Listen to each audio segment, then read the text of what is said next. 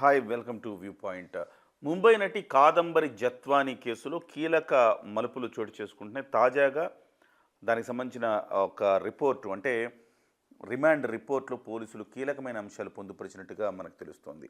ఇందులో ఐపీఎస్ అధికారులను బాధ్యులుగా తీసినట్టుగా చెప్తూ ఉన్నారు. ఈ రిమాండ్ రిపోర్ట్లో మొట్టమొదటి ముద్దాయి కుక్కల విద్యాసాగర్, ఆయన పేరు ఏ1గా నమోదు చేశారు. ఏ2గా సీతారామాంజనేయుల పేరును, ఏ3గా కాంతి రాణా టాటా పేరును చేర్చారు. అయితే విచిత్రంగా ఏ4గా ఉంటారు అనుకున్న విశాల్ గున్ని ఏ4గా లేరు.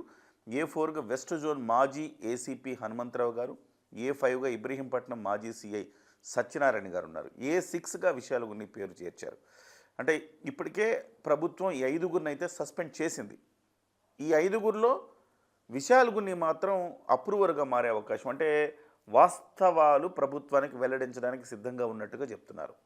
ఎవరెవరి నుంచి ఒత్తిడి వచ్చింది, ఎలాంటి ఒత్తిడి వచ్చింది, ఏ పరిస్థితుల్లో తాము ఈ పని చేయవలసి వచ్చిందనేది రాతపూర్వకంగా ఇవ్వడానికి ఆయన సిద్ధంగా ఉన్నట్టుగా చెప్తున్నారు. ఇప్పటికే ఆయన ఒక రిపోర్ట్ కూడా ఇచ్చారు.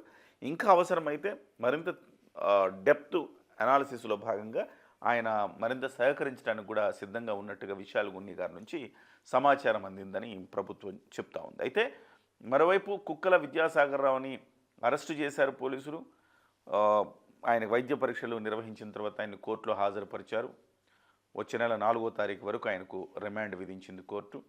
సో ఈ నేపథ్యంలో కాదంబరి జత్వానీ మీద వచ్చిన ఈ అంశాలన్నింటినీ కూడా విచారణలో మరిన్ని కీలకమైన విషయాలు తెలుస్తాయని చెప్తున్నారు.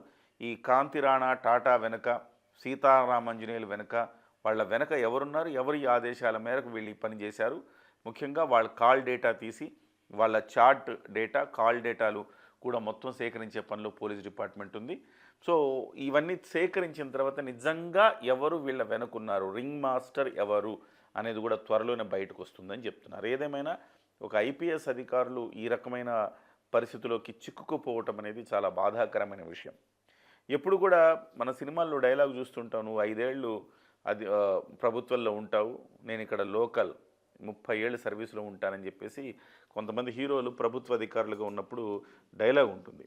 సో అది ఎందుకు వీళ్ళు మర్చిపోతున్నారో అర్థం కావట్లేదు. కానీ వాళ్ళకు ఊడిగం చేయడం వల్ల ఇవాళ వాళ్ళు ఎంత అప్రతిష్ట మూట కట్టుకున్నారు, ఎంత ఇబ్బంది పడుతున్నారు అనేది మనం చూస్తున్నాం.